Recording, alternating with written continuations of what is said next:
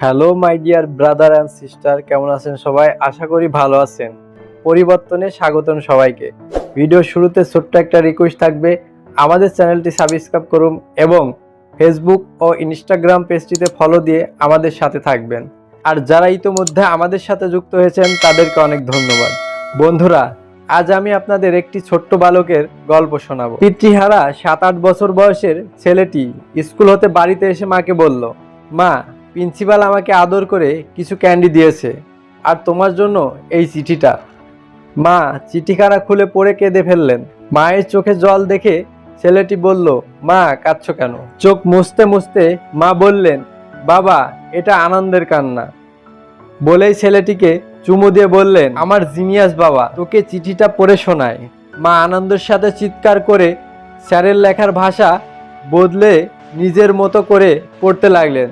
Ma'am, আপনার ছেলেটি সাংঘাতিক জিনিয়াস। আমাদের ছোট্ট শহরে ওকে শিক্ষা দেওয়ার মতো শিক্ষক নেই, তাই যদি পারেন আপনার ছেলেকে বড় শহরে কোনো স্কুলে ভর্তি করে দিলে ভালো হয়।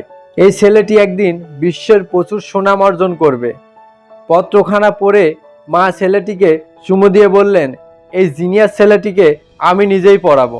মা নিজেই শিক্ষা দিয়ে ছেলেটিকে যুক্তরাষ্ট্রের তথা সমগ্র পৃথিবীর অন্যতম শ্রেষ্ঠ বিজ্ঞানী বানালেন। টমাস আলভা এডিসন বৈদ্যুতিক বাল্ব, শব্দ রেকর্ডিং, মুভি ক্যামেরা বা চলমান ছবি ইত্যাদি সহ হাজারো আবিষ্কার তার।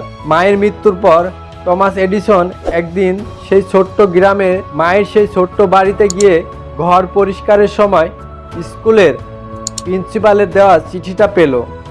চিঠিখানা পড়ে টমাস কেঁদে দিল।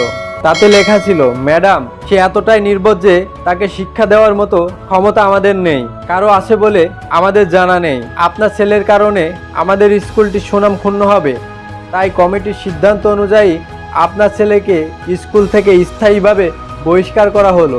এই ভিডিও থেকে আমরা যা শিখতে পাই তা হলো, আপনার সন্তানের সাথে সর্বদাই পজিটিভ আচরণ করবেন।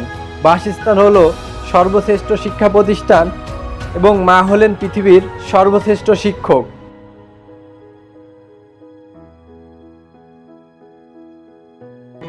যদি ভিডিওটি ভালো লাগে তাহলে চ্যানেলটি সাবস্ক্রাইব করুন, ভিডিওটি লাইক দিন, শেয়ার করুন আপনার বন্ধুদের সাথে এবং আমাদের ফেসবুক অথবা ইনস্টাগ্রাম পেজ ফলো করে আমাদের সাথেই থাকুন।